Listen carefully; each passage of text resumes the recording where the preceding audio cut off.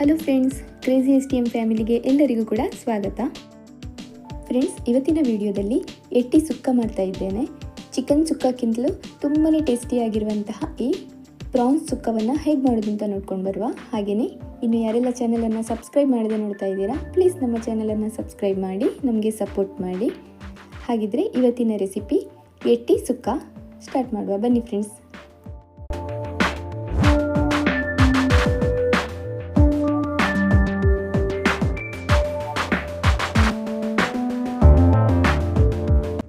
Friends, ಎಟ್ಟಿ ಸುಕ್ಕ ಮಾಡಲಿಕ್ಕೆ ಇಲ್ಲಿ ಎಟ್ಟಿ ತಗೊಂಡಿದ್ದೇನೆ. ನೋಡ್ಬೋದು ಇಲ್ಲಿ ಇದನ್ನು ಈಗ ಚೆನ್ನಾಗಿ ಕ್ಲೀನ್ ಮಾಡಿ ತಗೊಳ್ಳುವ.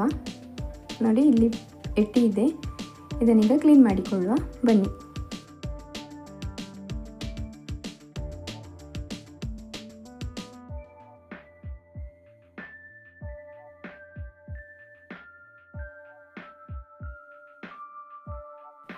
ನೋಡಿ, ನಾನಿಲ್ಲಿ ಎಟ್ಟಿಯನ್ನು ಕ್ಲೀನ್ ಮಾಡಿಕೊಳ್ತಾ ಇದ್ದೇನೆ.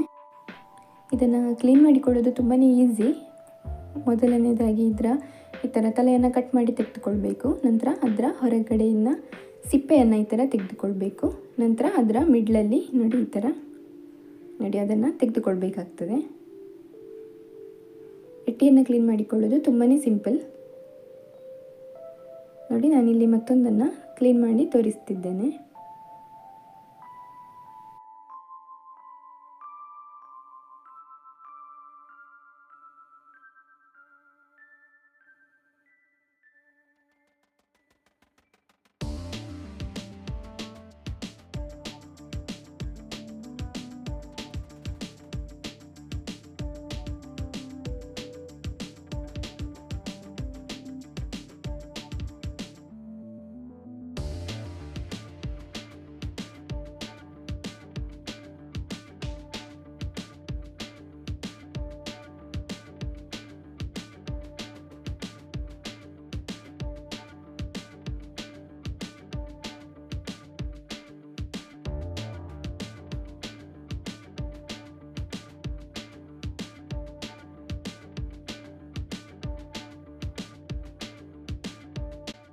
ನೋಡಿ ಫ್ರೆಂಡ್ಸ್, ಈಗ ಎಲ್ಲ ಎಟ್ಟಿಯನ್ನು ಕೂಡ ಕ್ಲೀನ್ ಮಾಡಿ ಆಗಿದೆ. ಕ್ಲೀನ್ ಮಾಡಿ ಇದನ್ನು ಚೆನ್ನಾಗಿ ತೊಳೆದು ತಗೊಂಡಿದ್ದೇನೆ. ನಂತರ ಇದಕ್ಕೆ ಮಸಾಲೆ ತೆಗೆಯುವ. ಬನ್ನಿ. ಮಸಾಲೆಗೆ ನಾನಿಲ್ಲಿ ಒಂದು ಬಾಣಲೆಗೆ ಒಂದು 10 ರಿಂದ 12 ಮೆಣಸಿನಕಾಯಿಯನ್ನು ಹಾಕಿಕೊಳ್ತಿದ್ದೇನೆ. ಹಾಗೆಯೇ ಒಂದು 5 ಗಿಡ್ಡ ಮೆಣಸಿನಕಾಯಿ, ನಂತರ 1 ಟೇಬಲ್ ಸ್ಪೂನ್ನಷ್ಟು ತೆಂಗಿನ ಎಣ್ಣೆಯನ್ನು ಕೂಡ ಹಾಕಿಕೊಳ್ತಿದ್ದೇನೆ. ಇದನ್ನು ಸ್ವಲ್ಪ ಫ್ರೈ ಮಾಡಿಕೊಳ್ಳುವ. ಗ್ಯಾಸ್ ಸ್ಲೋ ಆಗಿ ಇರಲಿ.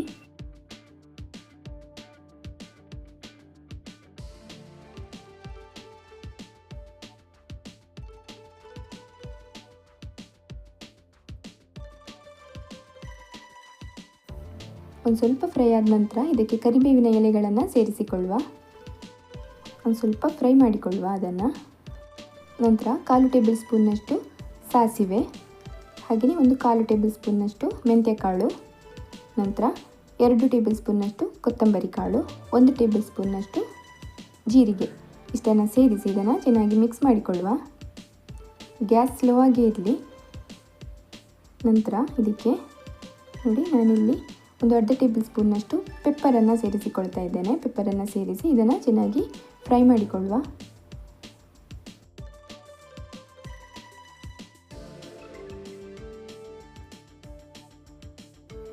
ನೋಡಿ, ಈಗ ಇದು ಚೆನ್ನಾಗಿ ಫ್ರೈ ಆಗಿದೆ. ಹಾಕಿದಂಥ ಎಲ್ಲ ಮಸಾಲೆಗಳು ಕೂಡ ಚೆನ್ನಾಗಿ ಫ್ರೈ ಆಗಿದೆ. ಈಗ ಇದಾಗಿದೆ. ನಂತರ ಮತ್ತೊಂದು ಬಾಣಲೆಯನ್ನು ಒಲೆ ಮೇಲೆ ಇಟ್ಕೊಂಡಿದ್ದೇನೆ. ಅದಕ್ಕೆ ಅರ್ಧ ಕಟ್ ಮಾಡಿರುವಂತಹ ಈರುಳ್ಳಿ, ಹಾಗೆಯೇ ಒಂದು 10 ರಿಂದ 15 ಎಸಳು ಬೆಳ್ಳುಳ್ಳಿ, ನಂತರ ಕರಿಬೇವಿನ ಎಲೆಗಳನ್ನು ಸೇರಿಸಿಕೊಳ್ತಿದ್ದೇನೆ. ಇದನ್ನು ಸೇರಿಸಿ ಇದನ್ನು ಒಂದು ಸ್ವಲ್ಪ ಫ್ರೈ ಮಾಡಿಕೊಳ್ಳುವ. ನೋಡಿ, ಇದಕ್ಕೆ ಒಂದು ಟೇಬಲ್ ಸ್ಪೂನ್ನಷ್ಟು ತೆಂಗಿನ ಎಣ್ಣೆಯನ್ನು ಸೇರಿಸಿಕೊಳ್ತಿದ್ದೇನೆ.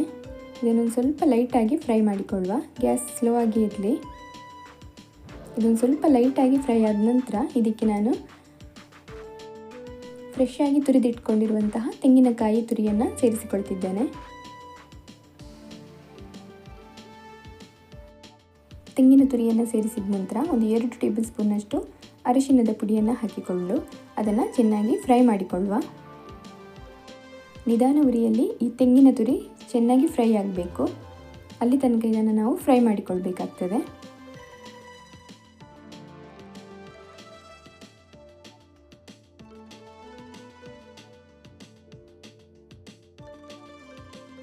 ನೋಡಿ, ಈಗ ತೆಂಗಿನ ತುರಿ ಚೆನ್ನಾಗಿ ಫ್ರೈ ಆಗಿದೆ, ಹೀಗಿದಾಗಿದೆ. ನಂತರ ಇಲ್ಲಿ ಫ್ರೈ ಮಾಡಿಟ್ಕೊಂಡಿರುವಂತಹ ಮಸಾಲೆಯನ್ನು ನಾನಿಲ್ಲಿ ಮಿಕ್ಸಿ ಜಾರಿಗೆ ಸೇರಿಸಿಕೊಳ್ತಾ ಇದ್ದೇನೆ. ಇದೀಗ ತಣ್ಣಗಾಗಿದೆ, ಇದನ್ನು ಮಿಕ್ಸಿ ಜಾರಿಗೆ ಹಾಕಿಕೊಳ್ತಿದ್ದೇನೆ. ನೋಡಿ, ಎಲ್ಲ ಮಸಾಲೆಯನ್ನು ಮಿಕ್ಸಿ ಜಾರಿಗೆ ಹಾಕಿಕೊಂಡಿದ್ದೇನೆ. ನಂತರ ಅದಕ್ಕೆ ಹುಣಸೆ ಹಣ್ಣನ್ನು ನಾನಿಲ್ಲಿ ಸೇರಿಸಿಕೊಳ್ತಿದ್ದೇನೆ. ನಾನೊಂದು ಸ್ವಲ್ಪ ಹುಣಸೆ ಹಣ್ಣನ್ನು ನೀರಲ್ಲಿ ಮಿಕ್ಸ್ ಮಾಡಿ ಇಟ್ಕೊಂಡಿದ್ದೆ, ಡೈರೆಕ್ಟಾಗಿ ಕೂಡ ಹಾಕಿಕೊಳ್ಬೋದು. ಹುಣಸೆ ಹಣ್ಣನ್ನು ಸೇರಿಸಿ ಇದನ್ನು ಮಿಕ್ಸಿ ಮಾಡಿ ತಗೊಂಡಿದ್ದೇನೆ. ನೋಡ್ಬೋದು ಇಲ್ಲಿ ಈಗ ಮಸಾಲೆ ರೆಡಿಯಾಗಿದೆ. ಇದನ್ನು ಒಂದು ಪಾತ್ರೆಗೆ ಹಾಕಿಕೊಂಡು ಇಟ್ಕೊಳ್ಳುವ.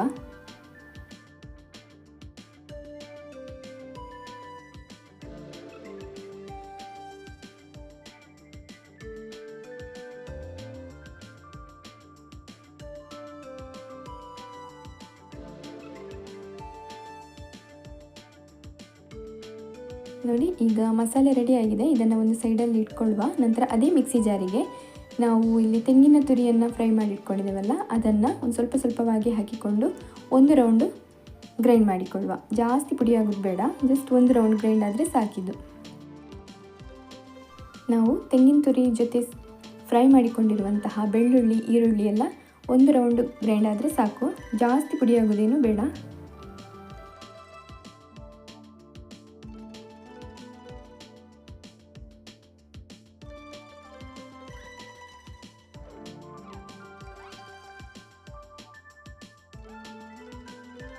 ನೋಡಿ, ಈಗ ಇದನ್ನು ಮಿಕ್ಸಿ ಮಾಡಿ ತಗೊಳ್ತೇನೆ. ನೋಡಿ, ಈಗ ಇದನ್ನು ಒಂದು ರೌಂಡು ಗ್ರೈಂಡ್ ಮಾಡಿ ತಗೊಂಡಿದ್ದೇನೆ. ಈ ಥರ ತರಿಯಾಗಿ ಗ್ರೈಂಡ್ ಮಾಡಿ ತೆಗೆದುಕೊಳ್ಳುವ. ಎಲ್ಲವನ್ನು ಕೂಡ ಇದೇ ಥರ ಗ್ರೈಂಡ್ ಮಾಡಿ ಇಟ್ಕೊಳ್ಳುವ.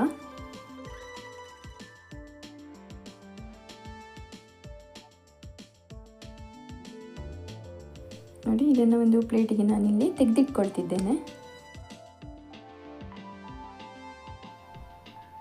ನಂತರ ಉಳಿದ ತೆಂಗಿನ ತುರಿಯನ್ನು ಕೂಡ ಮಿಕ್ಸಿ ಜಾರಿಗೆ ಹಾಕಿ ಒಂದು ರೌಂಡು ಗ್ರೈಂಡ್ ಮಾಡಿ ಇದೇ ಥರ ತೆಗೆದಿಟ್ಕೊಳ್ಳುವ.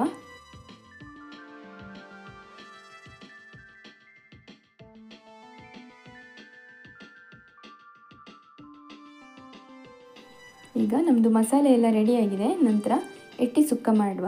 ಬನ್ನಿ ಫ್ರೆಂಡ್ಸ್. ನೋಡಿ, ಎಟ್ಟಿ ಸುಕ್ಕ ಮಾಡಲಿಕ್ಕೆ ನಾನಿಲ್ಲಿ ಒಂದು ಬಾಣಲೆಯನ್ನು ಒಲೆ ಮೇಲೆ ಇಟ್ಕೊಂಡಿದ್ದೇನೆ. ಹಾಗೆಯೇ ಅದಕ್ಕೆ ನಾನಿಲ್ಲಿ ಒಂದು 3 ರಿಂದ 4 ಟೇಬಲ್ ಸ್ಪೂನ್ನಷ್ಟು ತೆಂಗಿನ ಎಣ್ಣೆಯನ್ನು ಹಾಕಿಕೊಳ್ತಿದ್ದೇನೆ. ನಂತರ ಕಟ್ ಮಾಡಿಟ್ಟಿರುವಂತಹ ಶುಂಠಿ ಪೀಸಸ್ಗಳನ್ನು ಇಲ್ಲಿ ಹಾಕಿ ಅದನ್ನು ಒಂದು ಸ್ವಲ್ಪ ಚೆನ್ನಾಗಿ ಆಯಿಲಲ್ಲಿ ಫ್ರೈ ಮಾಡಿಕೊಳ್ಳುವ. ಶುಂಠಿ ಒಂದು ಸ್ವಲ್ಪ ಫ್ರೈ ಆದ ನಂತರ ಅದಕ್ಕೆ ಈರುಳ್ಳಿಯನ್ನು ಸೇರಿಸಿ ಇದನ್ನು ಕೂಡ ಆಯಿಲಲ್ಲಿ ಫ್ರೈ ಮಾಡಿಕೊಳ್ಳುವ.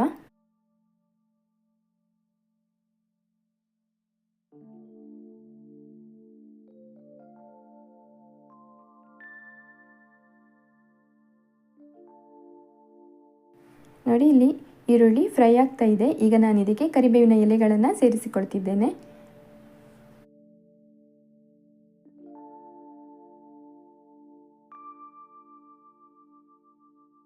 ಹಾಗೆಯೇ ಒಂದು ದೊಡ್ಡ ಕಟ್ ಮಾಡಿರುವಂತಹ ಟೊಮೆಟೊ ಹಣ್ಣನ್ನು ಕೂಡ ಸೇರಿಸಿಕೊಂಡು ಇದನ್ನು ಕೂಡ ಚೆನ್ನಾಗಿ ಆಯಿಲ್ನಲ್ಲಿ ಫ್ರೈ ಮಾಡಿಕೊಳ್ಳುವ. ಇದೊಂದು ಸ್ವಲ್ಪ ಫ್ರೈ ಆಗಬೇಕು.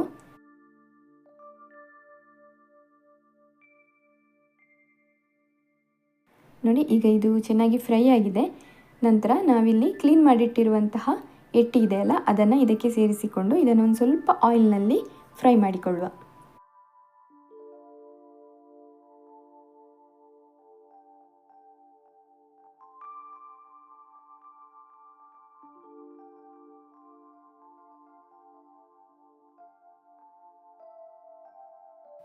ನಂತರ ಇದಕ್ಕೆ ಒಂದು 2 ಟೇಬಲ್ ಸ್ಪೂನ್ನಷ್ಟು ಅರಿಶಿಣದ ಪುಡಿಯನ್ನು ಸೇರಿಸಿಕೊಳ್ತಾ ಇದ್ದೇನೆ. ಅರಿಶಿಣದ ಪುಡಿಯನ್ನು ಸೇರಿಸಿ ಒಂದು ಸ್ವಲ್ಪ ಇದನ್ನು ಮಿಕ್ಸ್ ಮಾಡಿಕೊಳ್ಳುವ. ಇದು ಚೆನ್ನಾಗಿ ಆ ಆಯಿಲ್ನೊಟ್ಟಿಗೆ ಫ್ರೈ ಆಗಬೇಕು. ನಂತರ ಇದಕ್ಕೆ ರುಚಿಗೆ ತಕ್ಕಷ್ಟು ಉಪ್ಪನ್ನು ಸೇರಿಸಿಕೊಳ್ಳುವ. ಉಪ್ಪನ್ನು ಸೇರಿಸಿ ಚೆನ್ನಾಗಿ ಮಿಕ್ಸ್ ಮಾಡುವ.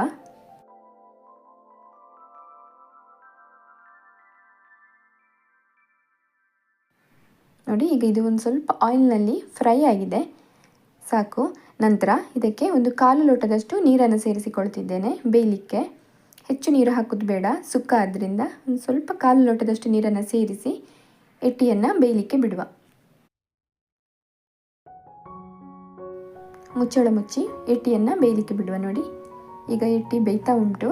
ಒಂದು ಸಲ ಮಿಕ್ಸ್ ಮಾಡಿಕೊಳ್ಳುವ, ಇಲ್ಲದ್ರೆ ಅದು ತಳ ಹಿಡಿತದೆ. ಅದಕ್ಕೆ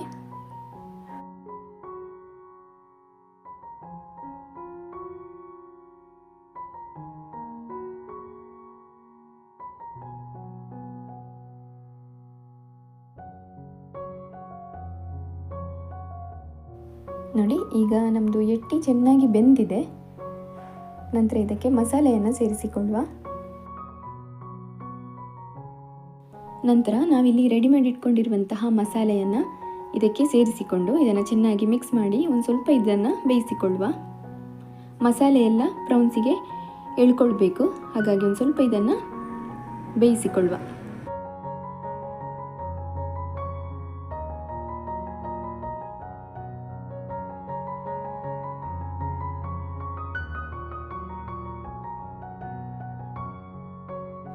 ನೋಡಿ, ಮಸಾಲೆಯನ್ನು ಸೇರಿಸಿ ಚೆನ್ನಾಗಿ ಮಿಕ್ಸ್ ಮಾಡಿಕೊಂಡಿದ್ದೇನೆ. ನಂತರ ಮುಚ್ಚಳವನ್ನು ಮುಚ್ಚಿ ಒಂದು ಸ್ವಲ್ಪ ಇದು ಮಸಾಲೆ ಜೊತೆ ಬೇಯಲಿ.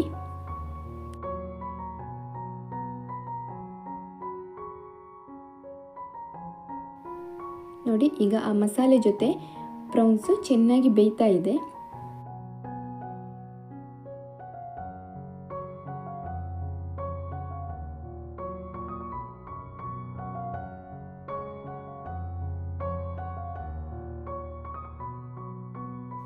ನಂತರ ನಾನಿಲ್ಲಿ ಇದಕ್ಕೆ ರುಚಿಗೆ ತಕ್ಕಷ್ಟು ಉಪ್ಪನ್ನು ಸೇರಿಸಿಕೊಳ್ತಿದ್ದೇನೆ.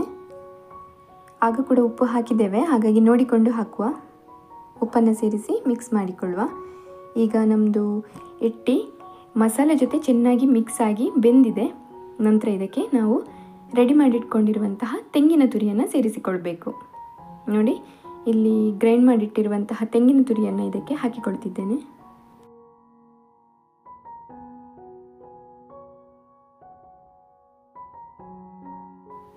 ತೆಂಗಿನ ತುರಿಯನ್ನು ಹಾಕಿ ಇದನ್ನು ಚೆನ್ನಾಗಿ ಮಿಕ್ಸ್ ಮಾಡಿಕೊಳ್ಳುವ. ಉರಿ ಸ್ಲೋ ಆಗೇ ಇರಲಿ. ಇದಕ್ಕೆ ನೀರನ್ನು ಏನು ಸೇರಿಸಿಕೊಳ್ಳೋದು ಬೇಡ.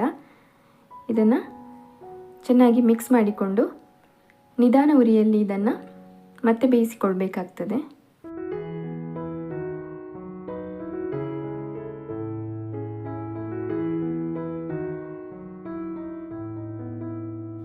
ನೋಡಿ, ಈಗ ಎಲ್ಲ ಮಸಾಲೆ ಕೂಡ ಚೆನ್ನಾಗಿ ಮಿಕ್ಸ್ ಆಗಿದೆ. ನಂತರ ಇದಕ್ಕೆ ಕಟ್ ಮಾಡಿಟ್ಟಿರುವಂತಹ ಕೊತ್ತಂಬರಿ ಸೊಪ್ಪನ್ನು ಸೇರಿಸಿಕೊಳ್ತಿದ್ದೇನೆ. ಕೊತ್ತಂಬರಿ ಸೊಪ್ಪನ್ನು ಸೇರಿಸಿ ಮುಚ್ಚಳವನ್ನು ಮುಚ್ಚಿ ಇದನ್ನು ಬೇಯಿಸಿಕೊಳ್ಳುವ.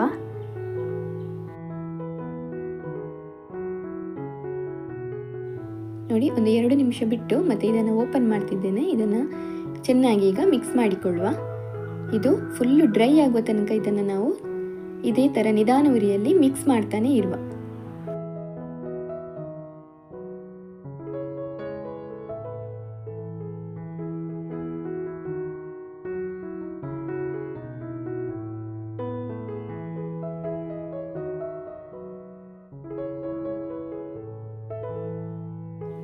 ಈಗ ನಮ್ಮದು ಎಟ್ಟಿ ಸುಕ್ಕ ರೆಡಿಯಾಗಿದೆ. ತುಂಬಾ ರುಚಿಯಾಗಿರುವಂತಹ ಎಟ್ಟಿ ಸುಕ್ಕ ತಿನ್ನಲಿಕ್ಕೆ ರೆಡಿಯಾಗಿದೆ. ಫ್ರೆಂಡ್ಸ್, ನಿಮಗೆ ಇಷ್ಟ ಆಗಿದ್ದರೆ ಪ್ಲೀಸ್ ಒಂದು ಲೈಕ್ ಮಾಡಿ. ಹಾಗೆಯೇ ಯಾರೆಲ್ಲ ಚಾನಲನ್ನು ಫಸ್ಟ್ ಟೈಮ್ ನೋಡ್ತಿದ್ದೀರಿ, ಪ್ಲೀಸ್ ನಮ್ಮ ಚಾನಲನ್ನು ಸಬ್ಸ್ಕ್ರೈಬ್ ಮಾಡಿ ನಮಗೆ ಸಪೋರ್ಟ್ ಮಾಡಿ. ಹಾಗೆಯೇ ಇನ್ನಷ್ಟು ಒಳ್ಳೆ ವಿಡಿಯೋಸ್ಗಳನ್ನು ಹಾಕ್ತಾ ಇರ್ತೇವೆ, ನೋಡಿ ಸಪೋರ್ಟ್ ಮಾಡಿ. ಮತ್ತು ಮುಂದಿನ ರೆಸಿಪಿ ಜೊತೆ ಮುಂದಿನ ಬ್ಲಾಗಲ್ಲಿ ಸಿಗುವ. ವಿಡಿಯೋ ನೋಡಿದ ಎಲ್ರಿಗೂ ಕೂಡ thank you so much. Bye bye friends.